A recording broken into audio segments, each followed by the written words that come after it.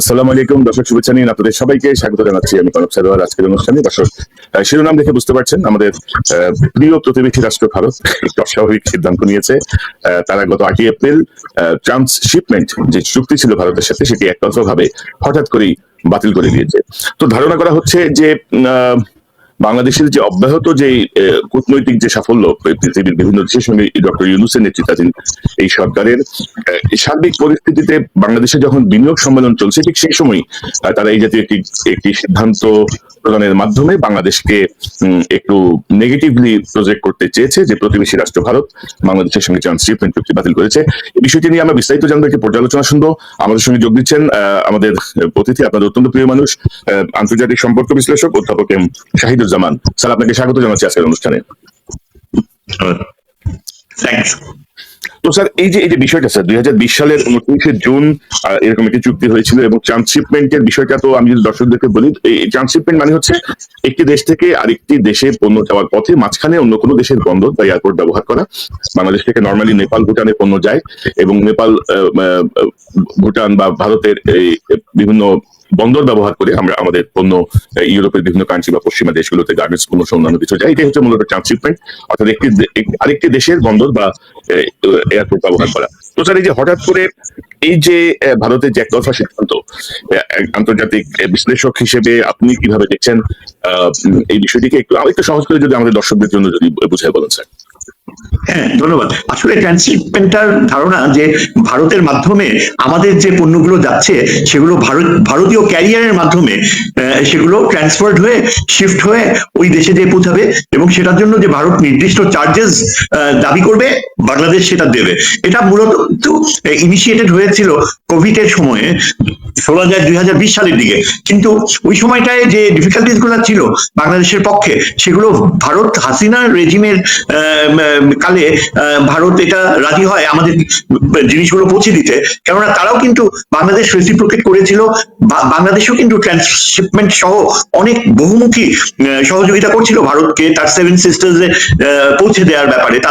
তারাই নিজেরাই বাংলাদেশের টেরিটরি ব্যবহার করে এগুলো তারা নিয়ে গিয়েছে। আমরা অবশ্য সেরকম কোনো তাদের ট্রান্সশিপমেন্ট না দিলেও আরো বড় সুবিধা দিয়েছি যে আমরা আমাদের ক্যারিয়ারে না তুলে ভারতীয় যে নৌপথে ব্যবহার করা, ভারত তার নিজের জাহাজ ও ট্রাক ব্যবহার করে সেগুলো ত্রিপুরা আসামে পার করেছে এই হাসিনা পিরিয়ডে 2020 সাল থেকে।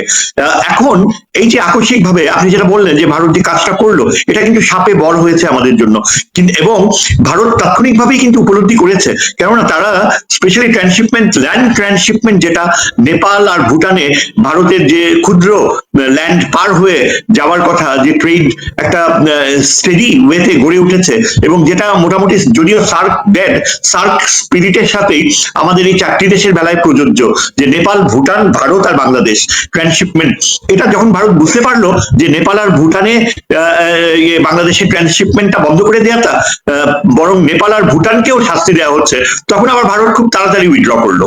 তো ওইটা নিজেই ভারত উপলব্ধি করে তারা ব্যাক অফ করেছে। এখন যেটা রিয়েলি মেজর ইস্যু এই ট্রান্সশিপমেন্টের, সেটা হচ্ছে যে দিল্লি থেকে বাংলাদেশের যে গার্মেন্টস এর অনেক একটা বড় চালান, সেগুলো দিল্লি এয়ারপোর্টের মাধ্যমে তাদেরই কার্গো প্লেনে ট্রান্সফার্ড হয়ে বিদেশে চালান করা হতো এবং এই জন্য বাংলাদেশের কিন্তু প্রচুর টাকা দিতে হতো, চার্জেস দিতে হতো।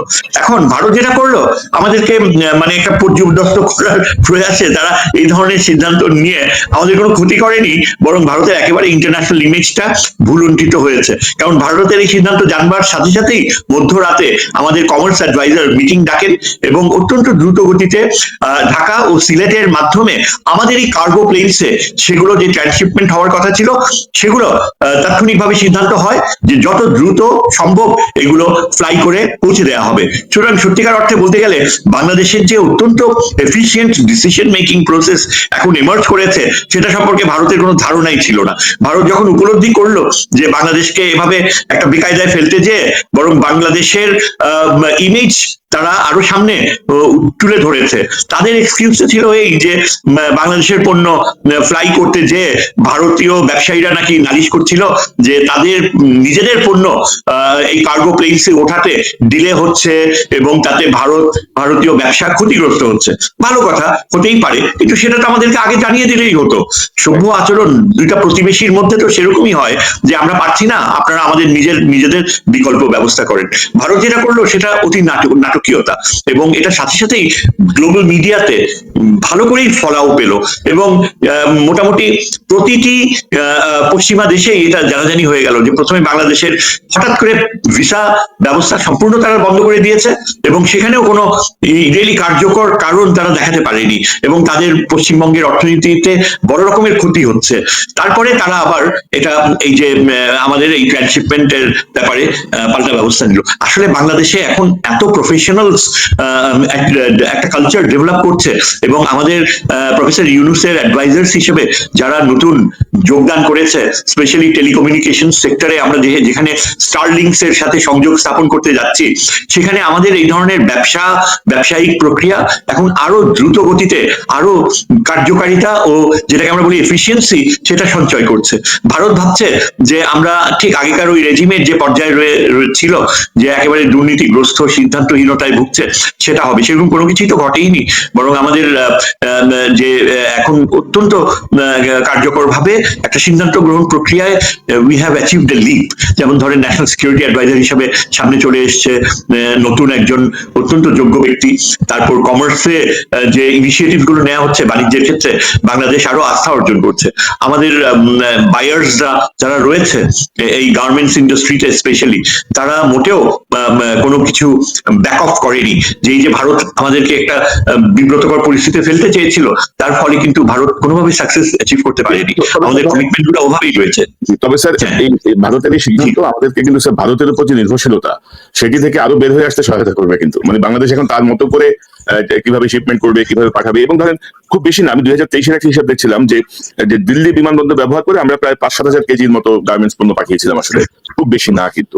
আর নেপাল ভুটানে তো WTO-র যে এগ্রিমেন্ট, সেই এগ্রিমেন্ট অনুযায়ী পণ্য যাবে, সেই জায়গায় কিছু করার নাই। তো এখন ধরেন স্যার বিনিয়োগ সম্মেলনের আগে এক ধরনের ছোট লোকই আর কি এটা ওরা দেখাতে চাইলো, এক ধরনের ছোট লোক।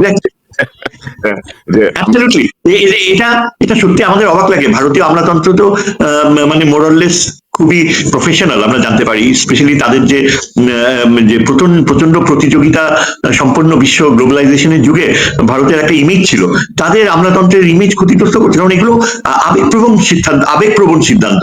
এটা কোনো মানে সত্যিকার অর্থে যে আস্থা গড়ে তোলা দুই প্রতিবেশীর মধ্যে, সেরকম আস্থার সম্পর্ক না। এখন ভারতের যে আবেগপ্রবণ সিদ্ধান্ত, তার মূল হচ্ছে যে কেন আমরা পাকিস্তানের সাথে শিপমেন্টের নতুন সম্পর্ক গড়ছি, পাকিস্তানি জাহাজ বাংলাদেশের বন্দরে ভিড়ছে, বাংলাদেশের জাহাজ পাকিস্তানে যাচ্ছে, আমরা অল্টারনেট ট্রান্সশিপমেন্টের পোর্ট সমুদ্রে ব্যবহার করছি।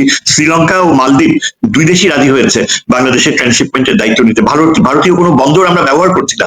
এটাই তো যথেষ্ট ইঙ্গিত হতে পারতো, তাদের যে আমলাতন্ত্রের যে প্রফেশনালিজম রয়েছে, এটাই তো যথেষ্ট ইঙ্গিত হতে পারতো যে বাংলাদেশের পক্ষে এই ধরনের সিদ্ধান্ত নিয়ে বাংলাদেশকে বিব্রত করা সম্ভব না।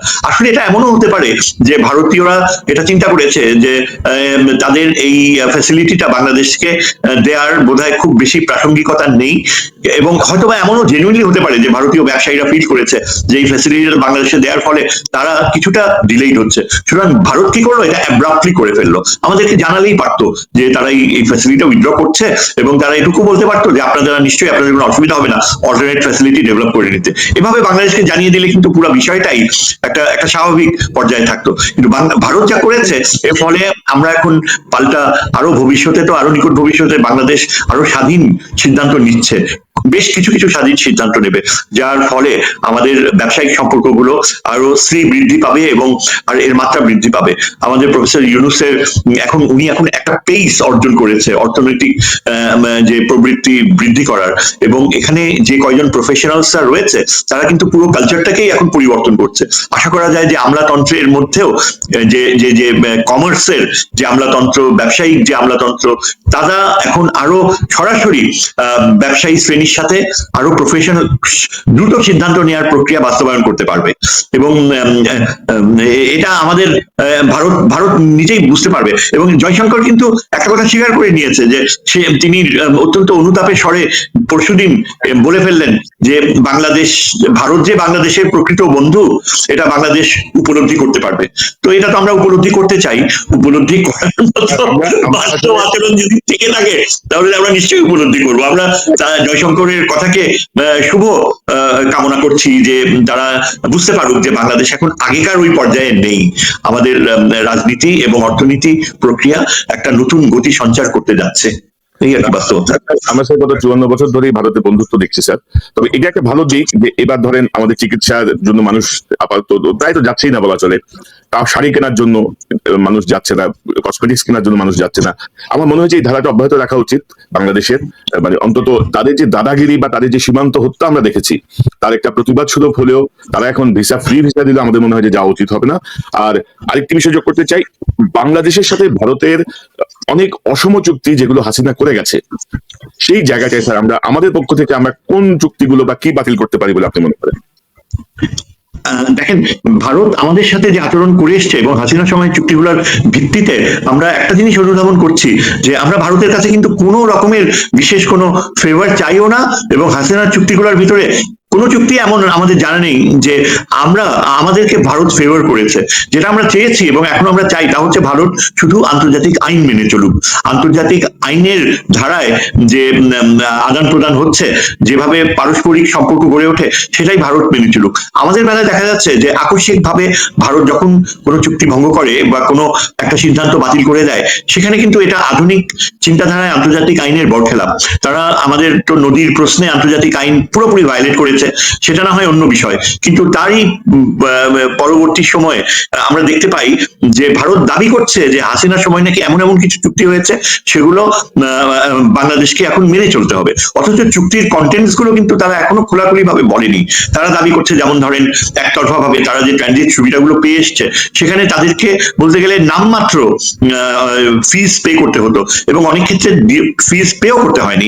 সেগুলো এখন বাংলাদেশ একটা সিদ্ধান্ত নেবে, ভারত এটা আজ করতে পারছে যে এখানে যেহেতু এগুলো একতরফা চুক্তি ছিল, যেমন ট্রানজিট আখাউড়ার ভিতর দিয়ে ত্রিপুরাতে তাদের ট্রাকস যাওয়া, আমাদের নদী ব্যবহার করে ভারতের ব্যাপক সামগ্রী সেভেন সিস্টার্সে পৌঁছে দেওয়া, এইসব বিষয়ে গত 15 বছরে কিন্তু ভারত আন্তর্জাতিক আইনের ধারা অনুযায়ী কোনো ফি দেয়নি, কোনো রকমের রেসিপ্রোসিটি যে পাল্টা আমরাও যে সুযোগ পাবো সেটাও দেয়নি। এমনকি নেপাল আর ভুটানের ট্রান্সশিপমেন্ট সেটা কিন্তু ক্ষুদ্র, আমাদের যে বিশ্ব বাণিজ্য রয়েছে সেই তুলনায় সেটা মোটেও খুব বেশি বড় কিছু না, সামান্য। সেখানেও কিন্তু ভারত অনেকাংশে বাধা বা ইরিটেন্স সৃষ্টি করতে চেষ্টা করে, যেটা নেপালও সচেতন রয়েছে। তারা অনেকাংশে নেপালের সাথে যখন চীনের সম্পর্কের ক্ষেত্রে কোনো পরিবর্তন বা উন্নয়ন আসে তখন নেপালকেও বিব্রত করার তাদের যে অতীত ধারণা, তার অংশ হিসাবে তারা বাংলাদেশকেও ব্যবহার করতে চেয়েছে, যে বাংলাদেশ হয়ে নেপালে ভারত যদি বন্ধ করে দেয় তার ধরেন মেডিসিনস, এসেনশিয়াল মেডিসিনস নেপালকে ইচ্ছা করে বিব্রত করলো, তখন নেপাল বাংলাদেশের দিকে তাকায় এসব অল্টারনেট সোর্স হিসাবে। তখন যদি ভারত ট্রান্সশিপমেন্ট বন্ধ করে দেয় বা ডিলে করে, ইচ্ছাকৃতভাবে বাধা দেয়, সেটা এটা মানে সভ্য জগতে এরকম হয় না। কিন্তু নেপাল জানে, বাংলাদেশও জানে যে এই ধরনের যে আচরণ অসম্ভব নয়, এবং এটা বলতে হবে যে ভারতের আমলাতন্ত্রের কালচার পরিবর্তন হওয়া উচিত। তবে আনফর্চুনেটলি এটা এইসব রাজনৈতিক সিদ্ধান্ত নেওয়া হয় এবং আমলাতন্ত্রের যে অংশটুকু এখন যে মোদী সরকারের অংশ হয়ে কাজ করছে, তারা অনেকাংশেই মোদীর এই চিন্তাধারাকে একটা হিন্দুত্ববাদী দৃষ্টিতে দেখে এবং এখানে প্রফেশনালিজমের পরিবর্তে মতাদর্শগত চিন্তাধারা প্রাধান্য পায়।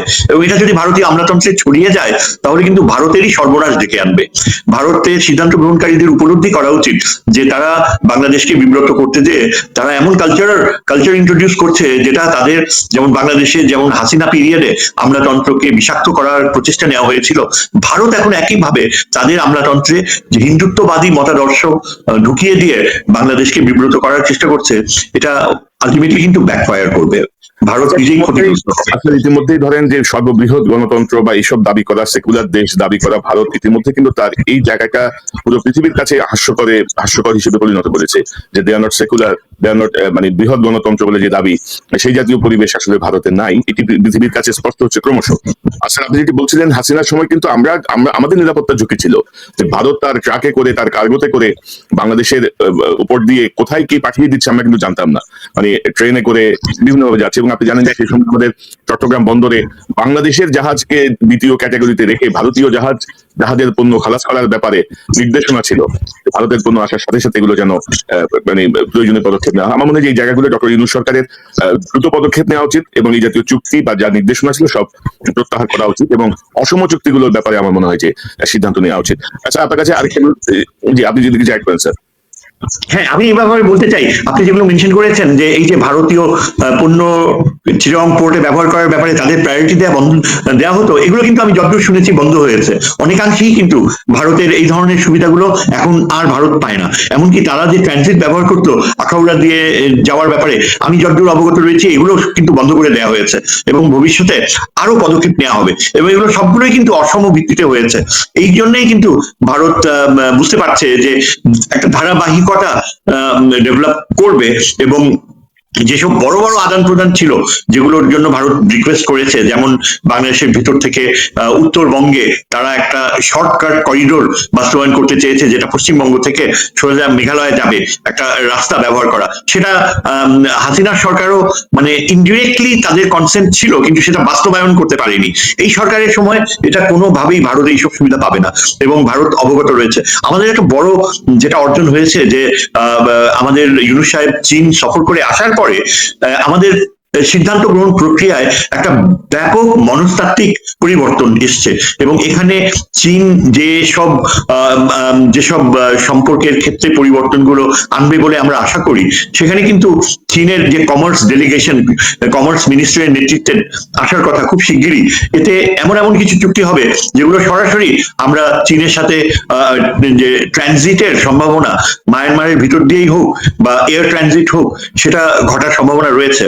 এবং চীন আরো ব্যাপকভাবে নিরাপত্তা ক্ষেত্রে স্পেশালি বাংলাদেশের সাথে যে ভবিষ্যৎধর্মী সম্পর্কগুলো গড়ে তুলবে, সেখানে আমি যে অনেকটা প্রফেশনাল সোর্সেস থেকে যেগুলো যা জানতে পেলাম, যেমন আমার ক্যাডেট কলেজ ব্যাকগ্রাউন্ড রয়েছে, সেখানে বেশ কিছু বিদেশে চাকরি করছে, বাংলাদেশে কাজ করছে প্রফেশনাল ইঞ্জিনিয়ার্স, তারপর ম্যারিটাইম সার্ভিসে যে বাণিজ্যে যে ইনভলভ হয়েছে, তারপর ধরেন গ্লোবাল টেলিকমিউনিকেশন সেক্টরে যারা কাজ করছে, তাদের অনেকের সাথেই কথাবার্তা হয়। একজন যেমন আমি বলতে পারি যে আমাদের গ্লোবাল কমিউনিকেশন নেটওয়ার্কে একজন প্রফেশনাল জয়েন করেছে মাঝখানে, অত্যন্ত লাভজনক চাকরি ছেড়ে দিয়ে আমাদের এখানে এসে জয়েন করেছে, যার প্রচেষ্টায় এখন আমরা কিন্তু সরাসরি এক্সপেরিমেন্টাল বেসিসে স্কাই লিঙ্কের সাথে যোগাযোগ করতে সক্ষম হচ্ছি, যেটা আর কি আগামীতে ইন্ট্রোডিউসড হবে। এর পাশাপাশি চীনের সাথে যে ধরনের প্রযুক্তিগত উন্নয়ন হবে, তাহলে চীনের যে নিরাপত্তা ধারা যেটা পরিচালিত হয় চীন থেকে, যার আওতায় সম্পূর্ণ মহাকাশ চীন এই অঞ্চলে অনেকটা নিয়ন্ত্রণ করতে পারবে। যেমন ধরেন ভারতীয় ক্ষেপণাস্ত্র কোথায় প্রয়োগ করা হচ্ছে, কোন দিকে যেতে পারে, সেটা যতই উন্নত মানের হোক না কেন, ঠিক চীন যেমন নিজের নিরাপত্তা বিধান করতে পারবে, পাকিস্তানকে যেমন যে সহযোগিতা দিচ্ছে, বাংলাদেশের বেলায়ও চীন খুব সম্ভবত একই সহযোগিতা, একই আমব্রেলার মাত্রায় বাংলাদেশকে নিয়ে আসবে।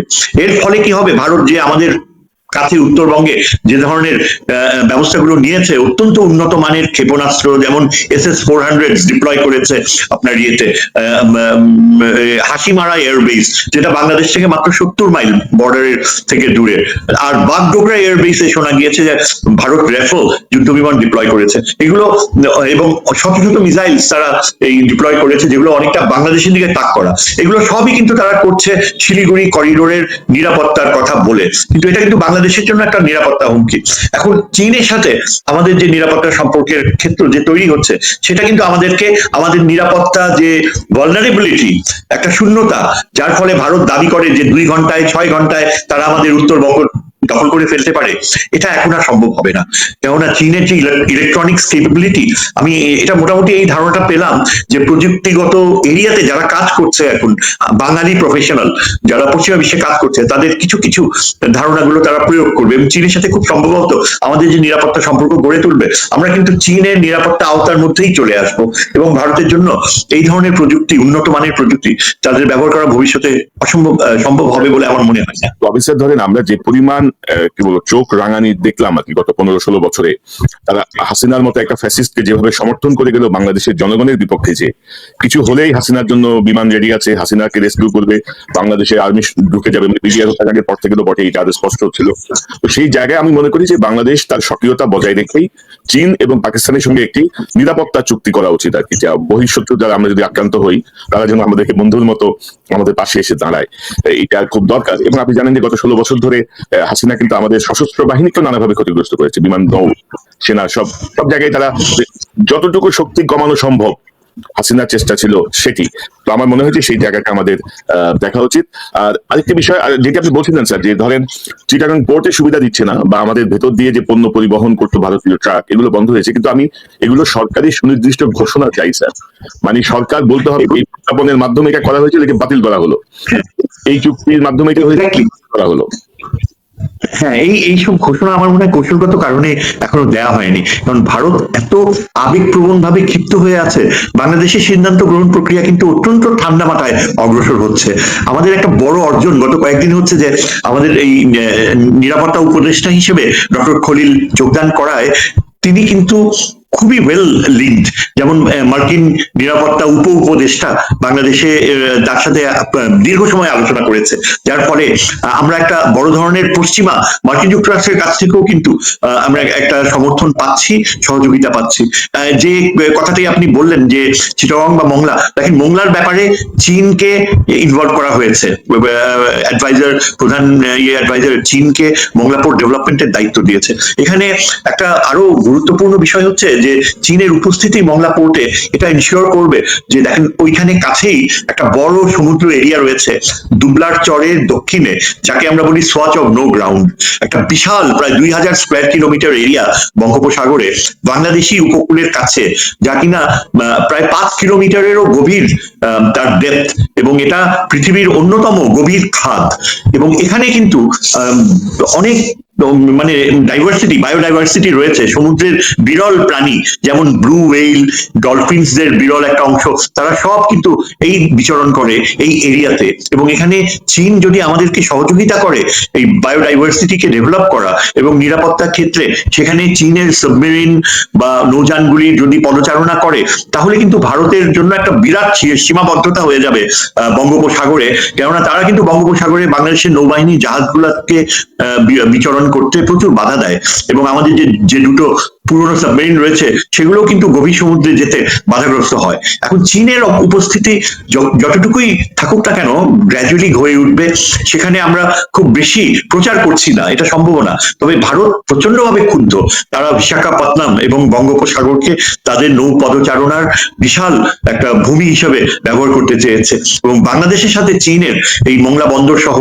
নৌ সম্পর্ক যদি আরো ডেভেলপ করে, এটা আমাদের নিরাপত্তাকে অনেক বৃদ্ধি করবে। তাছাড়া আপনারা লক্ষ্য করবেন যে 50 বছরের জন্য প্রফেসর ইউনুস চীনকে অফার করেছে, আহ্বান করেছে সেখানে আমাদের নদী প্রক্রিয়াকে ডেভেলপ করতে, নদী শাসন সহ, তিস্তা ব্যারেজ সহ সম্পূর্ণ প্রজেক্ট 50।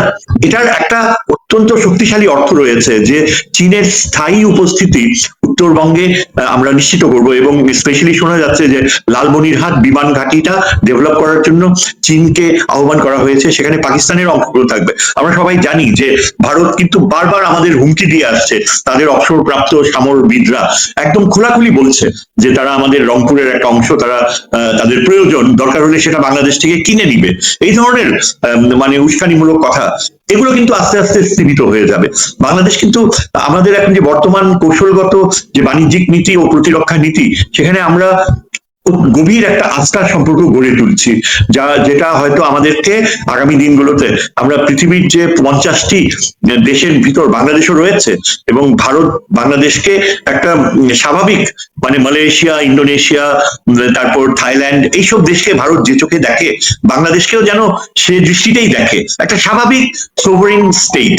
এই কালচারটা ভারতে যত তাড়াতাড়ি ফেরত আসে, এবং এই জন্যই কিন্তু আমাদের প্রফেসর ইউনূসকে প্রয়োজন, তার বেঁচে থাকা, তার সুস্বাস্থ্য, এবং তার আশেপাশে যে অ্যাডভাইজাররা এখন সামনে চলে আসছে, তারা একটা দীর্ঘমেয়াদী প্রক্রিয়ায় তাদের কাজ শুরু করছে, যার ফলে এটা অ্যান্টিসিপেট করা যায় যে খুব শিগগিরই হয়তো আমরা যে ইলেকশনের পথে যাব সেরকম পরিস্থিতি নাও থাকতে পারে, কেননা যে ড্যামেজ হয়েছে গত 15 বছরে সেটা থেকে রিকভার করার প্রক্রিয়াটা এখন শুরু হচ্ছে।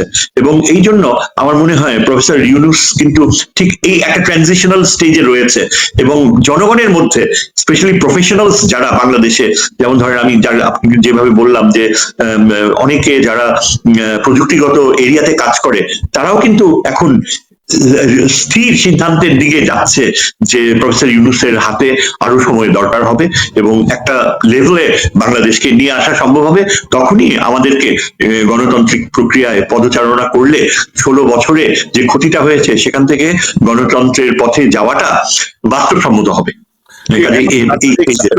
রাজনৈতিক দলগুলো নির্বাচন করলেও সাধারণ জনগণ এর মধ্যে আমরা কিন্তু দেখছি ডক্টর ইউনূসের প্রতি সমর্থন ক্রমশ বাড়ছে, এবং বিভিন্ন স্মার্ট মুভ তিনি এ পর্যন্ত জানিয়েছেন, সেই জায়গাগুলো মানুষ তাকে সমর্থন করছে। তারা চাচ্ছে যে মানে আমাদের যেই সমস্যাগুলো, এই সমস্যাগুলো রাজনৈতিক সরকার আসলে কখনোই এভাবে সমাধান করতে পারে না আর কি। ডক্টর ইউনূস ইন্টারন্যাশনাল যে মুভ গুলো, এগুলো আমাদের পলিটিক্যাল গভর্নমেন্টের পক্ষে কোনোভাবেই সম্ভব হতো না, মানে আমরা যদি দেখতে যাই সুনিপুণ ভাবে। আর নিরাপত্তা উপদেষ্টা হিসেবে ডক্টর খলিলের বিষয়টা একটা স্মার্ট মুভ। আমি যদি অন্যভাবে বলি আপনাকে, যে ডক্টর ইউনূস এখানে যাদের উপর নির্ভর করছিলেন তারা ঠিক তাকে ঠিক প্রপারলি কমিউনিকেট করতে পারছিলেন না, কিন্তু মানে কিছু কিছু জায়গায় এখনো যে আপাত ছায়া ছিল, কিছু কিছু জায়গায় আপাত প্রতি মহব্বত ছিল, অনেক রকমের ব্যাপার কাজ করছিল আর কি। তো সেই জায়গাটায় কিন্তু ডক্টর ইউনূস খুব স্মার্ট মুভ, এবং এটা খুব সাহসী সিদ্ধান্তও বটে যে ডক্টর খলিলকে সিকিউরিটি অ্যাডভাইজার করে দেয়া। তো স্যার আমরা বেশি লম্বা করতে চাই না অনুষ্ঠানটা। স্যার এই যে একটা ফ্যাসিস্ট হাসিনার জন্য ভারত বাংলাদেশের একটা পটেনশিয়াল বন্ধুত্ব নষ্ট করছে, এটি কিন্তু ক্রমশ স্পষ্ট হচ্ছে, এবং হাসিনাকে আশ্রয় দেয়া নিয়ে ভারতের ভেতরেই কিন্তু নানা প্রতিক্রিয়া এখন আমরা দেখছি। মানে এটা ক্রমশ কিন্তু এটা আরো বাড়ছে যে কেন এরকম একটা মহিলাকে এখানে আশ্রয় দেওয়া হলো, বা কি স্বার্থ, কি জন্য এই মহিলার জন্য আমরা বাংলাদেশের সাথে সম্পর্ক আরো খারাপের দিকে নিয়ে যাচ্ছি, ভিসা বন্ধ করে দিলাম, এই করলাম ওই করলাম। তো হাসিনার ভবিষ্যৎ কি দেখেন? বা আপনি যেটি ইঙ্গিত করছিলেন ভারতের ব্যুরোক্রেসি, যেটাকে সাউথ ব্লক নর্থ ব্লক ভাবে পরিচিত, তারাও কি এতটাই ইয়ে হয়ে গেল যে তারাও কি বুঝতে পারছে না? আপনার বিশ্লেষণটা একটু শুনতে চাই। ধন্যবাদ, এটা খুবই ভালো প্রশ্ন।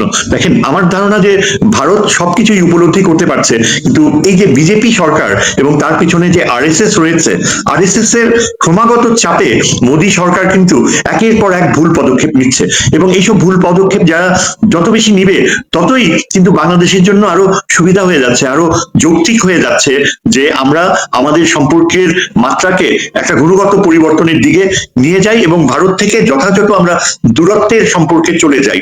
আমাদেরকে শুধু এটুকুই দেখতে হবে যেন ভারত আন্তর্জাতিক আইনকে লঙ্ঘন করার মাত্রা গ্রহণযোগ্য সীমার বাইরে না নিয়ে যায়। যেমন একটা এক্সাম্পল দিতে পারি যে আমাদের সাথে পাকিস্তানের এখন যোগাযোগের সম্পর্ক স্থাপিত হওয়াটা খুবই প্রয়োজন।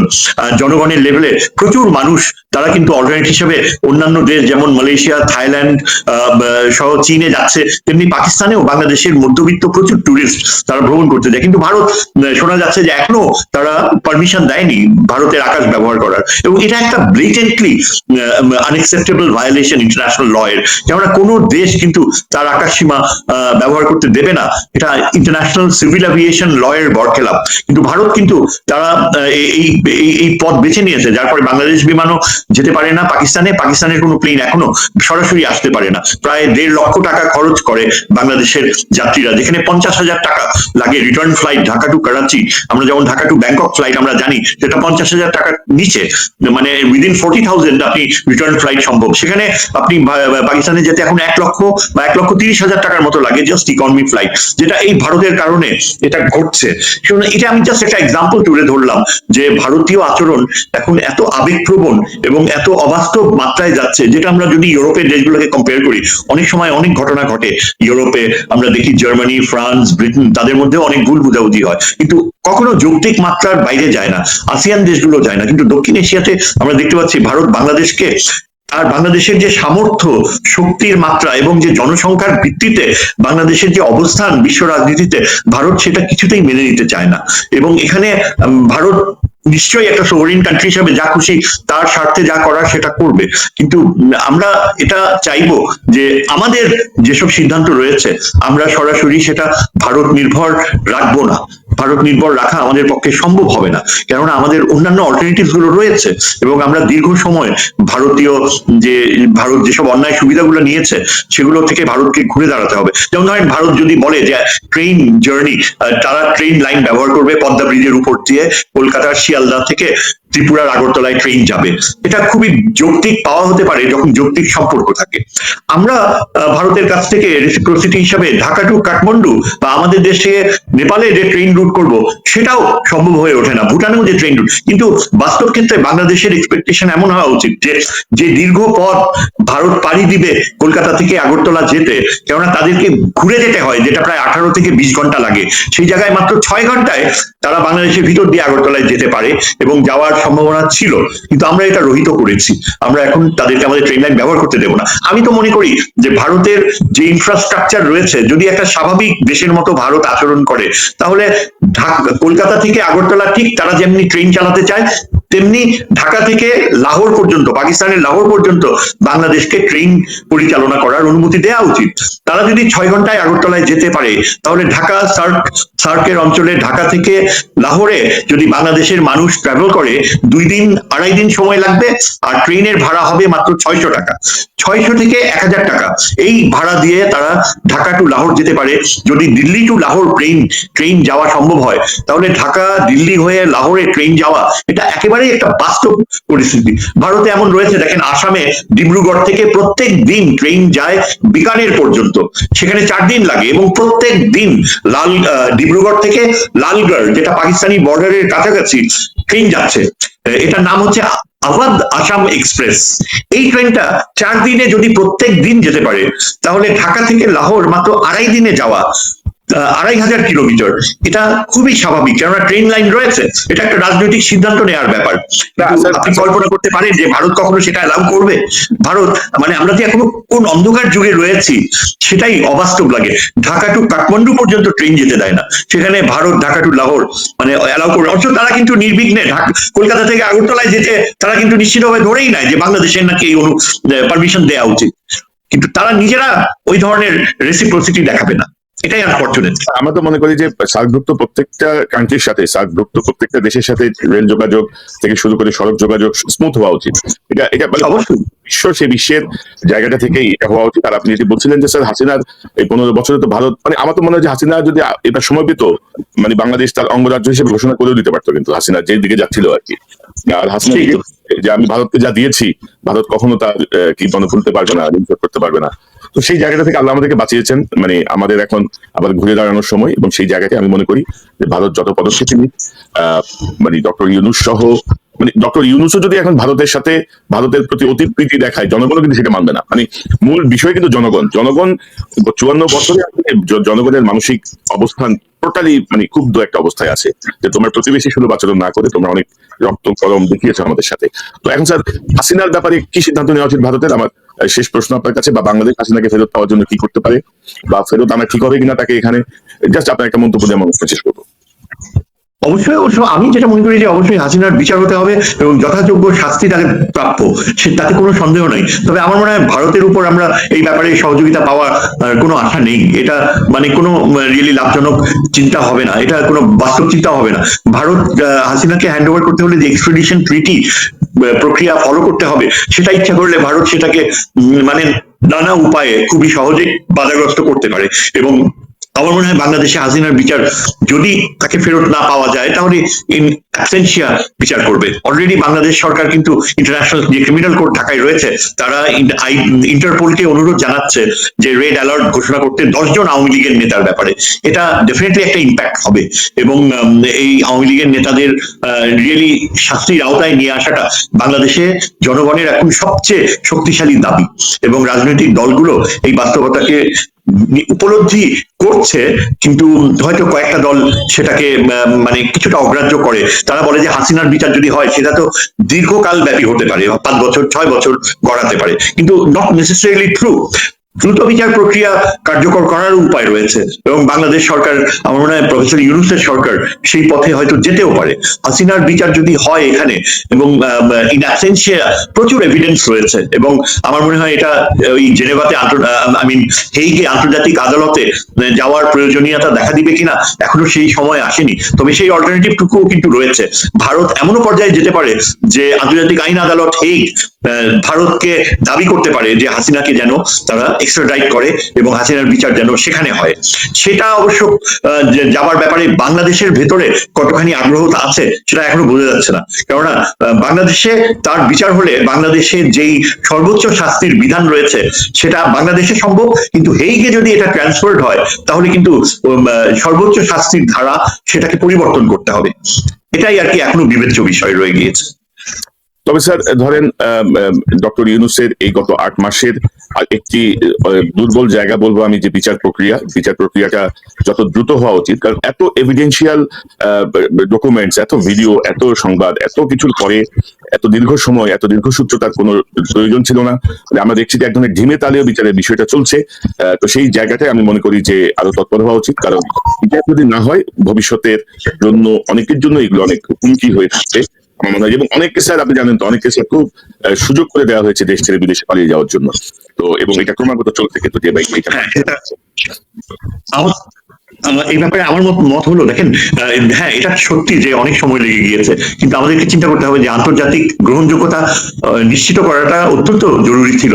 এর মধ্যে গত 1-1.5 মাসের ভিতরে আন্তর্জাতিক হিউম্যান রাইটস কমিশনের চেয়ারম্যান বাংলাদেশে ঘুরে গিয়েছে, ডিটেইলড ব্রিফিং করা হয়েছে তাকে, এবং এমনকি নতুন প্রজন্মের অনেকেই যারা লিগ্যাল মাইন্ড রয়েছে তারা আন্তর্জাতিক হিউম্যান রাইটস কমিশনের চেয়ারম্যানকে উপস্থাপন করেছে, যার ফলে এটা কনভিন্সিং হয়েছে। ইন্টারন্যাশনাল হিউম্যান রাইটস কমিশন এখন সরাসরি এই বিচার প্রক্রিয়ার বৈধতাকে সমর্থন করে। সবচেয়ে বড় অর্জন হচ্ছে যে জাতিসংঘের সেক্রেটারি জেনারেল আমাদের আসার ফলে, ঢাকায় আসার ফলে তিনিও কিন্তু অবগত হয়েছেন আমাদের ইন্টারন্যাশনাল ক্রিমিনাল কোর্টের কার্যকারিতা সম্পর্কে, এবং যতদূর আমরা বুঝতে পারছি জাতিসংঘের সেক্রেটারি জেনারেলেরও সমর্থন রয়েছে যে এই প্রক্রিয়াটি বৈধ, এবং সেখানে ভারত যে ধরনের বাধাগুলো সৃষ্টি করতে চাচ্ছিল, ভারত যেটাকে অবৈধ, সেটা ভারতের জন্য একেবারেই অসম্ভব হয়ে গিয়েছে, কারণ আন্তর্জাতিক ট্রাইব্যুনাল যখন জাতিসংঘ ইন্টারন্যাশনাল হিউম্যান রাইটস কমিশনের সমর্থন পেয়েছে, তার মানে পুরো পশ্চিমা বিশ্ব এবং বিশ্ব ব্যবস্থায় এই বিচার প্রক্রিয়াটি গ্রহণযোগ্যতা অর্জন করেছে। কাজেই কিছুটা স্লো হলেও আমরা কিন্তু সঠিক পথে এগিয়ে যাচ্ছি, এবং আমার মনে হয় বিচার প্রক্রিয়াটা সত্যিকার অর্থে এখন গতি অর্জন করবে আগামী দিনগুলোতে। স্যার জাতিসংঘের যে রিপোর্ট জুলাইয়ের ম্যাসাকার হত্যাকাণ্ড নিয়ে, যে ওরা যে ফরেন্সিক করে গবেষণা করে যে রিপোর্ট তারা দিয়েছে, এবং এটাই যথেষ্ট স্যার বিচারের জন্য, আর কিছু দরকার নাই, মানে অন্য কোনো এভিডেন্স আর লাগবে না, কারণ জাতিসংঘের যে রিপোর্ট ওটাই তারা ফরেন্সিক করে টোটাল গবেষণা করে দিয়েছে, এবং তারা বলেছে যে বিচারের যদি প্রয়োজন হয় তারা তাদের সেই সাক্ষ্য প্রমাণগুলো তারা সরবরাহ করবে। তো আমরা সুদিনের প্রত্যাশায় অধ্যাপক আমি শাহিদুজ্জামান, আপনাকে অসংখ্য ধন্যবাদ আপনার মূল্যবান অংশগ্রহণের জন্য। নিশ্চয়ই আমরা নিয়মিতভাবে আপনাকে পাবো, আপনার কাছ থেকে অনেক বিশ্লেষণ শুনবো। আপনাকে অসংখ্য ধন্যবাদ। ধন্যবাদ আমাকে সুযোগ দেওয়ার জন্য। দর্শক এতক্ষণ যারা অনুষ্ঠান শুনলেন, নিশ্চয়ই আলোচনা মর্মার্থ উপলব্ধি করতে সক্ষম হবেন। ভারত ট্রান্সশিপমেন্ট চুক্তি বাতিল করে তাদের যে হীনমন্যতা বা তাদের যেই ডক্টর ইউনূস সরকারের সঙ্গে পেরে না ওঠার যে দুর্বলতা, সেটাই আসলে প্রকাশ করেছে। তারা ভেবেছিল যে বিনিয়োগ সম্মেলনের সময় এমন একটি সিদ্ধান্ত হয়তো বাংলাদেশকে আন্তর্জাতিক পরিমণ্ডলে বিতর্কিত করবে বা ক্ষতিগ্রস্ত করবে, কিন্তু পরিস্থিতি যা হচ্ছে সেটি হিতে বিপরীত। আমার মনে হয় যে প্রতিবেশী রাষ্ট্র হিসেবে ভারত দীর্ঘদিন ধরে যে ভূমিকায় ছিল বাংলাদেশের প্রতি, সেই ভূমিকা থেকে বের হয়ে আসার এখনই সময়, এখনই তাদেরকে নতুন করে সম্পর্ক পুনর্নির্মাণের চেষ্টা করা উচিত। তবে বাংলাদেশের পতিত স্বৈরাচার ফ্যাসিস্ট হাসিনাকে আশ্রয় দিয়ে আমার মনে হয় যে সেটি সম্ভব হবে না। প্রথমে হাসিনাকে বাংলাদেশে ফেরত পাঠাতে হবে বিচারের মুখোমুখি করার জন্য, এবং বাংলাদেশ ভারত সম্পর্ক পুনর্বিবেচনা করে নতুন ভাবে হয়তো আমরা শুরু করতে পারি, কারণ আমরা